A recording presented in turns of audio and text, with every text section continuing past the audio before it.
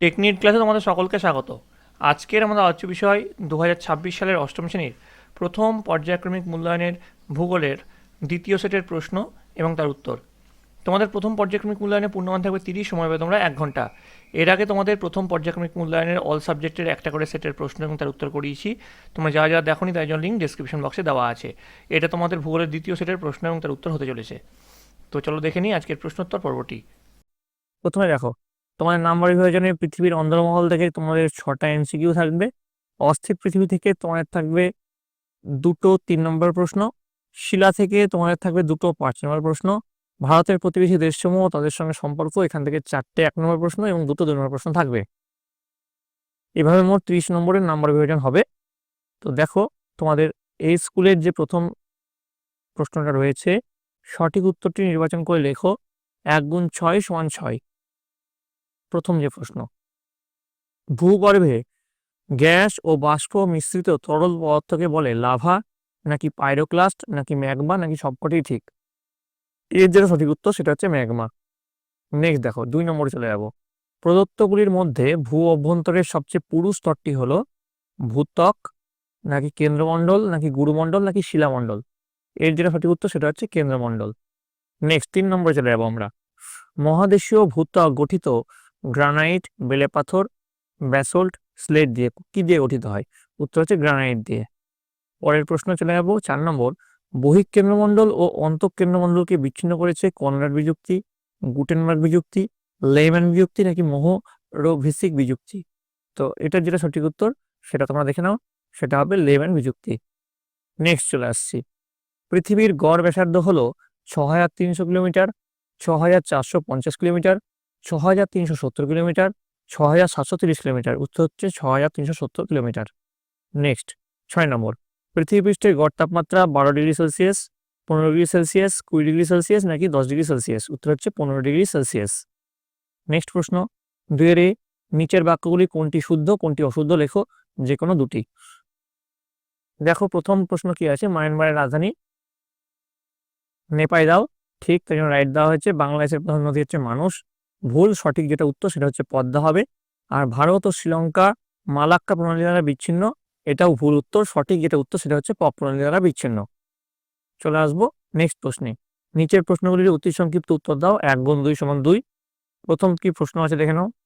প্রথম প্রশ্ন রয়েছে, নেপালের উচ্চতম শৃঙ্গের নাম কি? উত্তর লিখবে মাউন্ট এভারেস্ট। নেক্সট প্রশ্ন, বাংলাদেশের রাজধানীর নাম কি? উত্তর লিখবে ঢাকা।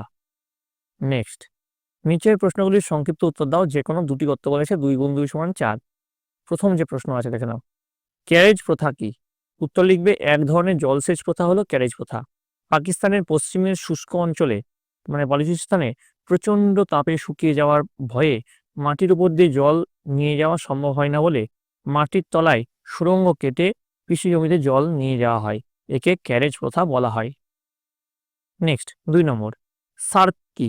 উত্তর লিখবে, পুরো কথা লিখবে south Asian association of regional cooperation বা দক্ষিণ এশীয় আঞ্চলিক সহযোগিতা পরিষদ। উদ্ভব হয়েছিল 1985 সালের 8ই ডিসেম্বর এই পরিষদ গঠিত হয়। সদস্য হচ্ছে গঠনকালে সার্ক 7টি দেশ নিয়ে গঠিত হয়েছিল, কিন্তু বর্তমানে এর সদস্য সংখ্যা 8, যথা ভারত, নেপাল, বাংলাদেশ, ভুটান, শ্রীলঙ্কা, পাকিস্তান, মালদ্বীপ আর আফগানিস্তান। সদর দপ্তর হচ্ছে কাঠমান্ডু, যেটা হচ্ছে নেপালের রাজধানী। তোমাদের প্রশ্নে আসতে পারে নেপালের রাজধানীর নাম কি, তখন লিখবে তোমরা কাঠমান্ডু। উদ্দেশ্য, সার্ক প্রতিষ্ঠার উদ্দেশ্যগুলি কি ছিল? প্রথম হচ্ছে ভারত ও তার প্রতিবেশী দেশগুলির মধ্যে শান্তি ও স্থায়িত্ব, বন্ধুত্বপূর্ণ সহাবস্থান, অর্থনৈতিক শ্রীবৃদ্ধি ঘটানো, আঞ্চলিক সহযোগিতা।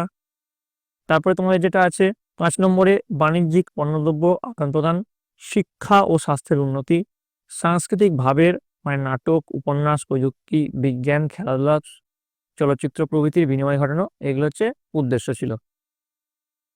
পরের যে প্রশ্ন চলে যাব, নেপালের পর্যটন শিল্প সম্পর্কে লেখো। উত্তর লিখবে, ভারতের উত্তরে অবস্থিত স্থলবেষ্টিত দেশ অর্থাৎ ল্যান্ড লকড কান্ট্রি নেপাল পর্যটন শিল্পে অভাবনীয় উন্নতি করেছে।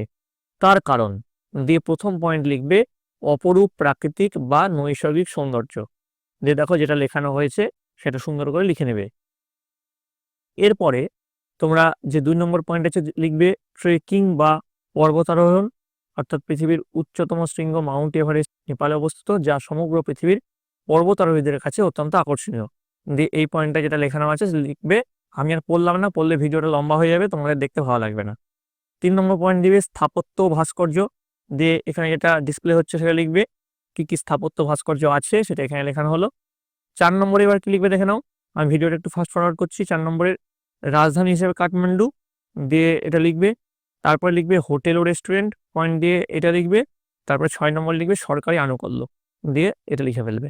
ঠিক আছে, এবার আসবো 4 নম্বর প্রশ্ন। নিচের প্রশ্নগুলির সংক্ষিপ্ত ব্যাখ্যামূলক উত্তর দাও, যে কোনো দুটি। 3 গুণ 2 সমান 6। দেখো প্রথম প্রশ্ন কি আছে, দেখো প্যানজিয়া এবং প্যানথালাসা কাকে বলে? উত্তর লিখবে প্যানজিয়া। প্যানজিয়ার প্যানের অর্থ হলো অল বা সমস্ত, আর জিয়ার অর্থ হলো পৃথিবী বা ভূখণ্ড। আজ থেকে প্রায় 50 কোটি বছর আগে পৃথিবীর সমস্ত স্থলভাগ একত্রে একটা বিশাল ভূখণ্ডরূপে অবস্থান করত। একে প্যানজিয়া বলা হয়। আবহবিদ আলফ্রেড ওয়েগনার প্যানজিয়া নাম দেন। প্যানজিয়ার পরবর্তীকালে দুটি অংশে বিভক্ত হয়, যথা উত্তরাংশের নাম হয় লরেসিয়া এবং দক্ষিণাংশের নাম হয় গন্ডোয়ানা ল্যান্ড। আর প্যানথালাসা কি? প্যানের অর্থ সমস্ত এবং থালাসা শব্দের অর্থ সমুদ্র। প্যানজিয়াকে ঘিরে পৃথিবীর সমস্ত মহাসাগর একত্রে একটি বিশাল মহাসাগর রূপে অবস্থান করত। একে আবহবিদ আলফ্রেড ওয়েগনার প্যানথালাসা নাম দেন। এবার দেখো তোমার 2 নম্বরে যে প্রশ্ন আছে, অভিসারী এবং অপসারী পাত সীমানা কাকে বলে? তো অভিসারী পাত সীমানা, যেটাকে কনভার্জেন্ট প্লেট মার্জিন বলছে, যে সীমানা বরাবর পাত দুটি পরস্পরের দিকে এগোতে থাকে তাকে অভিসারী পাত সীমানা বলে, এবং এই পাত সঞ্চরণ অভিসারী পাত সঞ্চরণ নামে পরিচিত। আর এর উদাহরণ হচ্ছে ইউরেশিয়া পাত ও ভারতীয় পাতের সীমানা। আর অপসারী বা প্রতিসারী পাত সীমানা কাকে বলে? যে সীমানা বরাবর দুটি পাত পরস্পর থেকে ক্রমশ দূরে সরে যেতে থাকে তাকে অপসারী বা প্রতিসারী পাত সীমানা বলা হয়, এবং এরূপ প্রতিসারী পাদসরণ নামে পরিচিত। উদাহরণ হচ্ছে আটলান্টিক মহাসাগরের তলদেশে মধ্য সামুদ্রিক শৈলরাশি বরাবর এই প্রকার পাত সীমানা দেখা যায়। এবার দেখো পরের যে প্রশ্ন, অভিসারী পাত সীমানাকে বিনাশকারী পাত সীমানা বলা হয় কেন?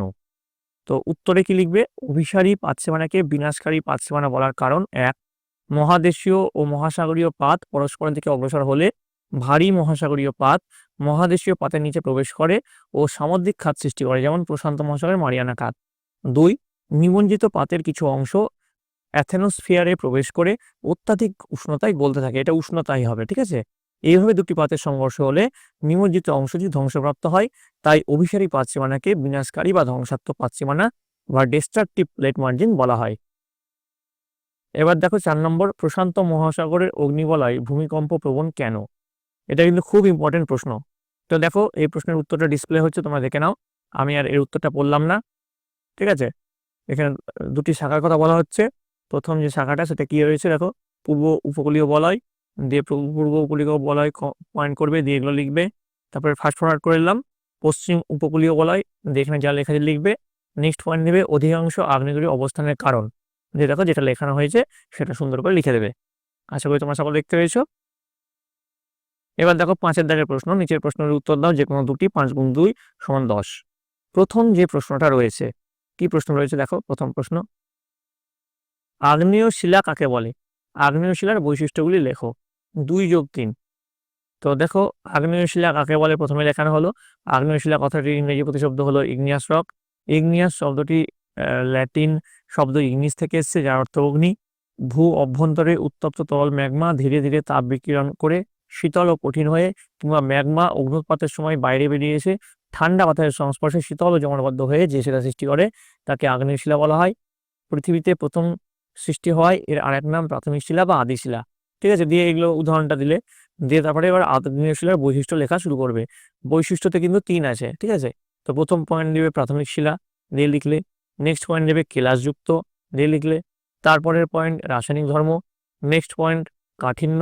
5 নম্বর পয়েন্ট অস্থিরীভূত। তারপরে 6 নম্বর পয়েন্ট জল ধারণ ক্ষমতা। 7 নম্বর যে পয়েন্ট সেটা হচ্ছে কণাবিন্যাস। 8 নম্বর যে পয়েন্ট, 8 নম্বর পয়েন্ট হচ্ছে জীবাশ্মের অনুপস্থিতি। 9 নম্বর পয়েন্ট হচ্ছে খনিজের উপস্থিতি। এবার দেখো তোমাদের এখানে 10 নম্বর পয়েন্ট আসছে দারুণ ও ফাটল। ঠিক আছে, দারুণকে ইংরেজি হচ্ছে জয়েন্ট, আর ফাটল ইংরেজি হচ্ছে ক্র্যাক। নেক্সট পয়েন্ট হচ্ছে মসৃণতা। তারপরে 12 নম্বর পয়েন্ট হচ্ছে রং। ঠিক আছে, এভাবে তোমরা এটা লিখবে। আশা করি তোমরা সকলে বুঝতে পেরেছো। এবার দেখো 2 নম্বর প্রশ্ন, পাললিক শিলার উৎপত্তি কিভাবে হয়, রূপান্তরিত শিলা কাকে বলে? 3+2 = 2 আছে। তো লিখবে পাললিক শিলা নিম্নলিখিত পর্যায়ে সৃষ্টি হয়। 1. শিলার ক্ষয়। আগ্নেয় শিলা সৃষ্টির পর বহুদিন ধরে বিভিন্ন প্রাকৃতিক শক্তি যেমন নদী, হিমবাহ, বায়ু, সমুদ্র তরঙ্গ, উষ্ণতা, বৃষ্টিপাত প্রভৃতি দ্বারা ক্ষয়প্রাপ্ত হয় এবং চূর্ণ বিচূর্ণ হয়ে পলি, বালি, কাদা প্রভৃতি সূক্ষ্ম পদার্থে পরিণত হয়। 2. অপসারণ। দিয়ে লিখবে এইসব সূক্ষ্ম পদার্থ নদী, বায়ু, হিমবাহ দ্বারা পরিবাহিত হয়ে সমুদ্র, হ্রদ বা নদীর তলদেশে জমা হতে থাকে। দিয়ে নেক্সট পয়েন্ট দেবে সঞ্চয়। তারপরে পয়েন্ট দেবে সংঘবদ্ধকরণ।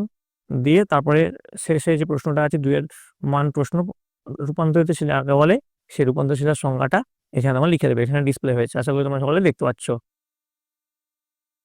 তারপর দেখো 3 নম্বর, শিলাচক্র বলতে কি বোঝো? শিলা থেকে কিভাবে মাটির সৃষ্টি হয়? এটা 2+3। তো উত্তর লিখবে শিলাচক্র। শিলাচক্র কাকে বলে এখানে লেখানো হয়েছে, তোমরা দেখে নাও সুন্দর করে।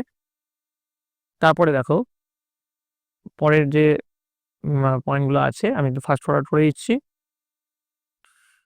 প্রথম পয়েন্ট দিবে আবহাওয়া বিকার বা ওয়েদারিং, দিয়ে এটা লিখে ফেলবে। নেক্সট পয়েন্ট দিবে সংযোজন বা এডিশন।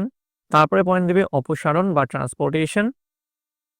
নেক্সট হচ্ছে রেগোলিথের উৎপত্তি, মানে ফরমেশন অফ রেগোলিথ, দিয়ে এটা লিখে ফেলবে।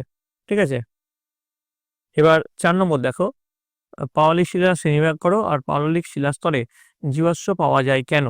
3+2। তো দেখো পললের গঠন অনুসারে প্রথমে শ্রেণীবিভাগ করা হলো। তার প্রথম পয়েন্ট হচ্ছে যান্ত্রিক উপায়ে সৃষ্ট পাললিক শিলা। ঠিক আছে, যে দেখো ফাস্ট ফরওয়ার্ড করে এলাম। প্রথমে 3 প্রকারের হয়, পয়েন্ট দেবে প্রস্তরময়, তারপরে বালুকাময়, তারপরে কর্দমময়। তারপর 2 নম্বর পয়েন্ট দেবে রাসায়নিক উপায়ে সৃষ্ট পাললিক শিলা। তারপর 3 নম্বর পয়েন্ট দেবে জৈব উপায়ে সৃষ্ট পাললিক শিলা। তারপরে পললের উৎপত্তি অনুসারে, এটা আগেরটা হয়ে গেল পললের গঠন অনুসারে, এবার পললের উৎপত্তি অনুসারে। দেখো সংঘাত শিলা আর অসংঘাত শিলা। আচ্ছা, এই প্রশ্নে কিছুটা কন্টিনিউশন পার্ট আছে, অর্থাৎ পাললিক শিলাস্তরে জীবাশ্ম পাওয়া যায় কেন, তার উত্তরটাও তোমরা দেখে নাও। পাললিক শিলাস্তরে জীবাশ্ম পাওয়া যায় কেন, তার উত্তর দেখো। দেখো নদী, সমুদ্র বা হ্রদের তলায় স্তরে স্তরে পলি জমা হওয়ার সঙ্গে সঙ্গে বিভিন্ন ধরনের জলজ উদ্ভিদ ও প্রাণীর দেহ তার মধ্যে চাপা পড়ে যায়। পরবর্তীকালে পলি জমাটবদ্ধ হয়ে পাললিক শিলা গঠনের সময় ওই সব উদ্ভিদ বা প্রাণীর দেহ ধীরে ধীরে প্রস্তরীভূত হয়ে যায় এবং শিলাস্তরের ওপর তার ছাপ সৃষ্টি হয়। এই জন্য জীবাশ্ম শুধুমাত্র পাললিক শিলাতে দেখা যায়। দেহের উদাহরণটা তোমার লিখে দেবে। ঠিক আছে, তো এই গেল তোমাদের প্রথম পর্যায়ক্রমিক মূল্যায়নের অষ্টম শ্রেণীর হলিস্টিক প্যাটার্নজি প্রশ্ন এবং তার উত্তর। তোমাদের পরবর্তী কোন সাবজেক্টের প্রশ্ন উত্তর দরকার, সাজেশন প্রশ্ন উত্তর নাকি রায়মার্টিনের স্কুলগুলির সাবজেক্ট ওয়াইজ প্রশ্ন উত্তর দরকার, সেটা অবশ্যই কমেন্ট লিখে জানাবে এবং কমেন্টে তোমাদের বিদ্যালয়ের নাম এবং কোন জায়গা থেকে এসেছো সেটা লিখতে কিন্তু ভুলবে না। তোমাদের এই পরীক্ষাটি যেহেতু এপ্রিল মাসে হবে, তাই তোমরা মন দিয়ে ভালো করে পড়াশোনা করতে থাকো। তো তোমরা সকলে ভালো থাকো, তোমরা সকলে সুস্থ থাকো।